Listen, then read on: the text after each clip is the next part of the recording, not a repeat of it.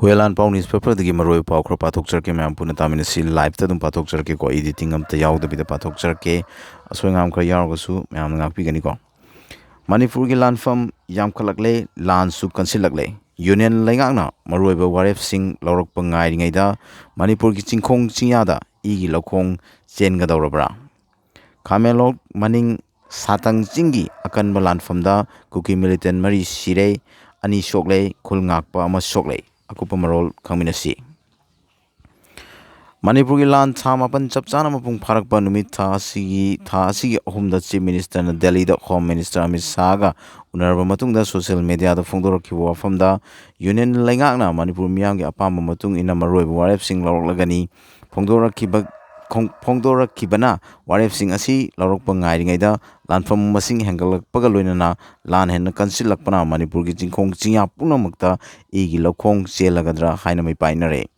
Ngarang numidang pung taraga minit taraga makhairom tarakpadagi horlaga ngasi numidang fawa Imphal East ki Sagolmang police station na konba Pukhau Santipur amasung Dolai Chabi dam gina nongpoklomda leiba nongsum yauna Khameloki ching maning thangba sarukta leiba satang chingsang parengda khulngakpasinga kuki militant singa kan mongda khut thongna kibada kuki militant mari siraga ani soklei aduga khulngakpa maitai khunja ama nongmai maruna panduna sokpadagi laikan nakre hairi Thawdok thopamdagi khunja singna phongdorakpada ngarang numidangdagi hauraduna satang chingthakdagi kuki militant singna maitai khunsing tamna nongmai amadi bomb sing kamsil lakhi masidagi khulngakpasingna handuna khut thongnaki makhata ngasi ayuk anganbada pung 5 ga makhairom tarakpadagina ayuk pung 4 ga makhai fawba amuk hana nongmai amadi bomb kapsinglakpadagi nakalani marakta khut thongnaki khut thongnaringagi cherak ngasi nungthin pung 1 makhairom tarakpada kuki militant Mari siraga ani sokpagi ambulance ta haptuna pukhiba khulngakpasingna mayek sengna uhui hairi aduga khulngakpa maitai khunja amasu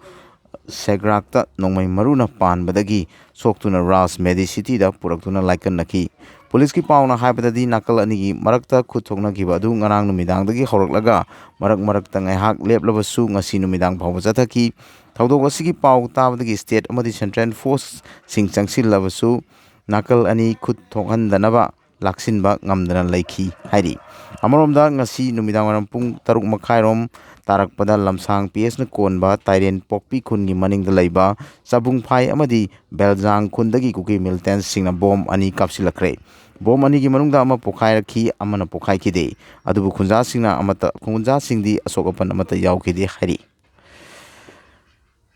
mayam lanse hena kansilae ma'am comment साबिरमो मसी फोनिंगे अदु अखोई cookie सिंगना आइना सुमाइना खोगी खबर HUYENLANPAO जे पाथोकपा मतमदा खोई पाउ जे लाली खोली ना याम कन हाइरे दो आइदी पाउ जे पाथोकचबा खतने आइना इरुबसु नथे अखोगी एडिटर्स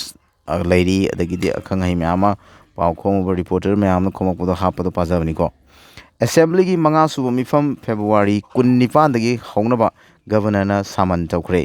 असेंबली की 5 सुबा मिफम फेब्रुवारी 19 दा फमगनी को ma'am asi phamagadi khitang akhoi watana ba khona ba toraga irang se loisan bet hagidi mamai ma chumani haitare masi yam maroi bani kumja 1961 gi matung da changlakpa mitop sing khandoktuna halhallagani CM chief minister na 1961 gi matung da changlakpa mitop sing khandokpa hawrgani haire adubo akhoi masi politician gi hona bi hairaga dang tokidoira natragana thabak oina torkadra habdu mayam yengminarsi ko moidi hairaga ekta tu ebugo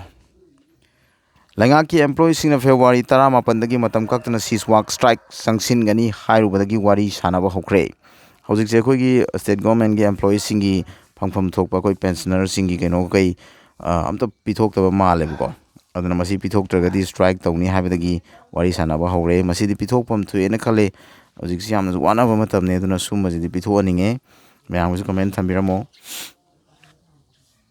Angang balaina kayan khudol tamduna thawaina phone thapi graba manisanagi haksang leiron chankre ekhogi athoba manisanagi leiron chankhibagi file photo ni ma'am koi salute tobom thoi mi khudingon ikai khunabam thoi ekhogi athoba singasi akupa maron khitang khangminasi thasi ki tarukta Imphal East ki Mafogdam police station na koliba Molham kuki kul yauna kul asi akoy da lairiba chingi saruk singdagi kuki melteng sina maitai kul sing tamna bom amsung nomai kaptuna kapsilakpadagi khun ngakliba singa stage ꯐꯣꯔꯁꯀ ꯂꯣꯏꯅꯅ ꯈꯨꯠ ꯍꯟꯗꯨꯅ ꯁꯣꯛꯅꯈꯤꯕ ꯑꯀꯟꯕ ꯂꯥꯟꯐꯝꯒꯤ ꯃꯅꯨꯡ ꯃꯐꯝ ꯈꯪꯗꯅ ꯂꯩꯔꯛꯂꯕ ꯃꯇꯨꯡ ꯉꯔꯥꯡ ꯊꯋꯥꯏ ꯌꯥꯎꯗ꯭ꯔꯕ ꯍꯛꯆꯥꯡ ꯑꯣꯏꯅ ꯐꯪꯈꯤꯕ ꯁꯉꯥꯏꯊꯦꯜ ꯃꯅꯤꯡ ꯂꯩꯀꯥꯏꯗꯒꯤ ꯅꯤꯡꯊꯧꯖꯝ ꯃꯅꯤꯁꯅꯥ ꯆꯍꯤ 33 ꯑꯄꯣꯛꯄ ꯂꯩꯈꯤꯗ꯭ꯔꯕ ꯑꯦꯟꯖꯤ ꯂꯥꯟꯉꯝꯕꯒꯤ ꯍꯛꯆꯥꯡ ꯉꯁꯤ ꯑꯉꯥꯡꯕ ꯂꯩꯅ ꯀꯥꯌꯟ ꯈꯨꯗꯣꯜ ꯇꯝꯂꯒ ꯃꯇꯨꯡꯗ ꯂꯩꯔꯣꯟ ꯆꯟꯗꯨꯅ ꯑꯔꯣꯏꯕ ꯃꯊꯧ ꯃꯉꯝ ꯄꯥꯡꯊꯣꯛꯈ꯭ꯔꯦ꯫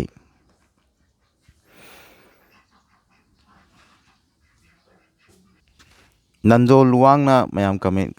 ꯋꯥ ꯈꯔ ꯐꯣꯡꯗꯣꯔꯛꯏ, ꯃꯌꯥꯝ ꯇꯥꯃꯤꯟꯅꯁꯤ꯫ ꯊꯣꯛꯂꯤꯕ ꯂꯥꯟ ꯑꯁꯤ ꯏꯟꯗꯤꯌꯥ ꯂꯩꯉꯥꯛꯀꯤ ꯈꯨꯖꯤꯟ ꯊꯧꯔꯥꯡꯅ ꯊꯣꯛꯍꯟꯕꯅꯤ꯫ ꯅꯟꯗꯣ ꯂꯨꯋꯥꯡ ꯑꯃꯨꯀꯣꯒꯤ 42ꯔꯛ ꯁꯨꯕ ꯃꯄꯣꯛ ꯀꯨꯝꯑꯣꯟ ꯊꯧꯔꯝ ꯄꯥꯡꯊꯣꯛꯈ꯭ꯔꯦ꯫ ꯃꯅꯤꯄꯨꯔꯗ ꯁꯤꯇꯤꯖꯟꯁꯤꯞ ꯑꯦꯃꯦꯟꯗꯃꯦꯟꯠ ꯑꯦꯛ ꯆꯠꯅꯍꯜꯂꯕꯗꯤ ꯃꯤꯌꯥꯝ ꯑꯃꯁꯨꯡ ꯑꯃꯨꯀꯣꯅ ꯌꯥꯕ ꯉꯝꯂꯣꯏ꯫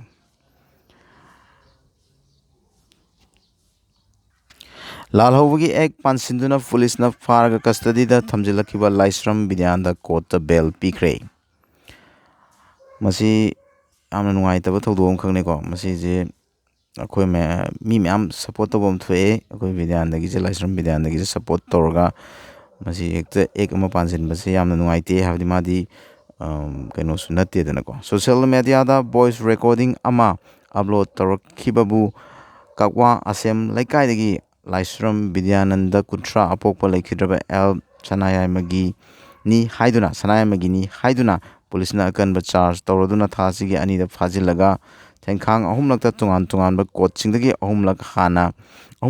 ꯄꯨꯂꯤꯁ ꯀꯁꯇꯗꯤ ꯔꯤꯃꯥꯟꯗ ꯂꯧꯊꯗꯨꯅ ꯊꯝꯖꯤꯜꯂꯛꯈꯤꯕꯗ ꯅꯠꯇꯅ ꯑꯥꯎꯠꯂꯣ ꯑꯟꯗꯔꯒ꯭ꯔꯥꯎꯟꯗ ꯑꯣꯔꯒꯅꯥꯏꯖꯦꯁꯟꯁꯤꯡꯒꯤ ꯃꯊꯛꯇ ꯆꯥꯔꯖ ꯇꯧꯕ ꯑꯟꯂꯣꯐꯨꯜ ꯑꯦꯛꯇꯤꯚꯤꯇꯤꯖ ꯄ꯭ꯔꯤꯚꯦꯟꯁꯟ ꯑꯦꯛꯀꯤ ꯁꯦꯛꯁꯟ 18, 13 ꯐꯥꯎꯕ ꯆꯥꯔꯖ ꯇꯧꯗꯨꯅ ꯐꯥꯖꯤꯟꯗꯨꯅ ꯊꯝꯂꯛꯈꯤꯕ ꯑꯦꯜ ꯕꯤꯗ꯭ꯌꯥꯅꯟꯗ ꯉꯁꯤ ꯁ꯭ꯄꯦꯁꯤꯑꯦꯜ ꯖꯖ NEA ꯏꯝꯐꯥꯜ ꯋꯦꯁ RK ꯃꯦꯝꯆꯥꯒꯤ ꯀꯣꯔꯠꯅ ꯕꯦꯜ ꯄꯤꯈ꯭ꯔꯦ꯫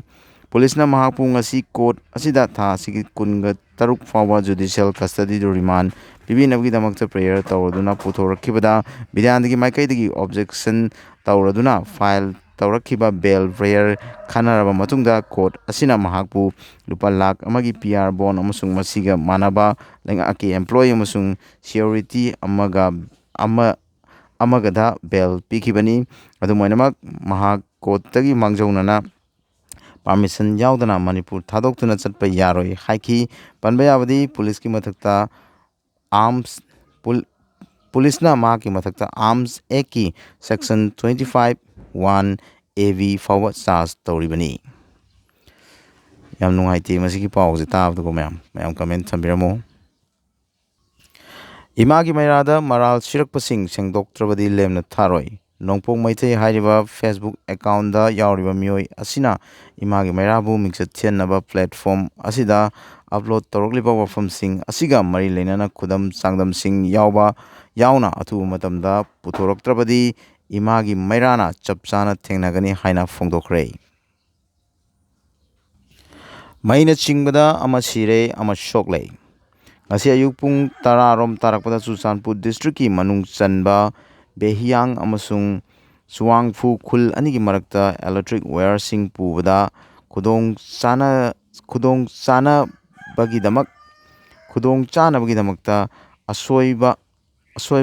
ꯎ ꯋꯥ ꯑꯃꯗꯤ ꯅꯥꯄꯤ ꯁꯤꯡꯕꯤꯁꯤꯡ ꯀꯛꯊꯣꯛ ꯁꯦꯡꯗꯣꯛꯄꯒꯤ ꯊꯕꯛ ꯆꯠꯊꯔꯨꯕꯗ ꯃꯤꯑꯣꯏ 2 ꯏꯂꯦꯛꯇ꯭ꯔꯤꯛ ꯋꯥꯌꯔꯗꯒꯤ ꯂꯥꯛꯄ ꯀꯅꯦꯛꯁꯟꯅ ꯆꯤꯡꯕꯗꯒꯤ ꯁꯤꯡꯉꯥꯠꯀꯤ ꯀꯝꯃ꯭ꯌꯨꯅꯤꯇꯤ ꯍꯦꯜꯊ ꯁꯦꯟꯇꯔ ꯇꯝꯅ ꯄꯨꯈꯠꯂꯛꯄꯒꯤ ꯂꯝꯕꯤꯗ ꯃꯤꯑꯣꯏ ꯑꯃ ꯂꯥꯏꯀꯠꯅꯕ ꯉꯝꯗꯅ ꯂꯩꯈꯤꯗ꯭ꯔꯦ꯫ ꯂꯩꯈꯤꯗ꯭ꯔꯕ ꯃꯤꯑꯣꯏ ꯑꯗꯨꯒꯤ ꯃꯃꯤꯡ ꯊꯥꯡꯇꯨꯡꯇꯨꯡ ꯆꯍꯤ 25 ꯑꯄꯣꯛꯄ ꯖꯦꯟꯒꯥꯏ ꯂꯤꯌꯥꯡ ꯀꯧꯏ꯫ ꯃꯍꯥꯛ ꯆꯨꯋꯥꯡꯐꯨ ꯈꯨꯜꯗꯒꯤꯅꯤ ꯑꯗꯨꯒ ꯀꯝꯃ꯭ꯌꯨꯅꯤꯇꯤ ꯍꯦꯜꯊ ꯁꯦꯟꯇꯔ ꯑꯁꯤꯗ ꯂꯥꯏꯀꯠꯅꯔꯤꯕ ꯃꯤꯑꯣꯏ ꯑꯁꯤꯒꯤ ꯃꯃꯤꯡꯅ ꯔꯃꯨꯋꯥꯟꯊꯥꯡ ꯆꯍꯤ 25 ꯑꯄꯣꯛꯄ ꯈꯝꯈꯥꯂꯝ ꯀꯧꯏ꯫ ꯃꯍꯥꯛꯁꯨ ꯆꯨꯋꯥꯡꯐꯨ ꯈꯨꯜꯗꯒꯤꯅꯤ ꯍꯥꯏꯔꯤ꯫ ꯌꯥꯝ ꯅꯨꯡꯉꯥꯏꯇꯕ ꯄꯥꯎꯅꯤꯀꯣ꯫ ꯍꯥꯏꯗꯤ ꯃꯩꯒꯤ ꯋꯥꯌꯔꯤꯡ ꯀꯩꯅꯣ ꯇꯧꯔꯒ ꯁꯦꯝꯕꯗ ꯎ ꯋꯥ ꯌꯥꯟꯊꯠꯄꯗ ꯂꯩꯈꯤꯗꯕ ꯑꯁꯤ ꯌꯥꯝ ꯅꯨꯡꯉꯥꯏꯇꯦ꯫